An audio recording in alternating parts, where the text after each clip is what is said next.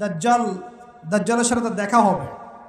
কোন দাজ্জাল? সত্যিকারের দাজ্জালের সাথে ঈসা আলাইহিস সালামের দেখা হবে এবং ঈসা আলাইহিস সালামকে দেখা মাত্রই দাজ্জাল গলতে শুরু করবে। কি করবে?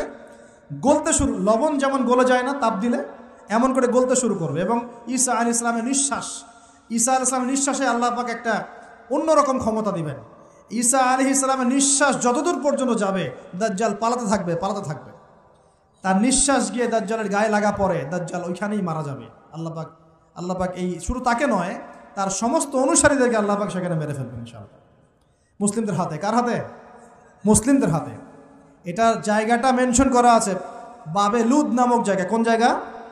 বাবেলুদ। যান গুগল সার্চ করে দেখেন বাবেলুদ কোন জায়গায় আছে।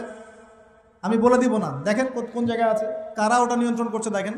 ওইখানে দাজ্জাল মারা যাবে। মানে সত্যিকারের মাসিহের হাতে মিথ্যা মাসিহ মারা যাবে ইনশাআল্লাহ, ঠিক আছে? এবং তার অনুসারীদের পতন হবে।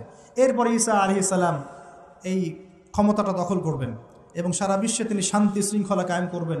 একজন ন্যায়পরায়ণ শাসক হবেন ইনশাআল্লাহ।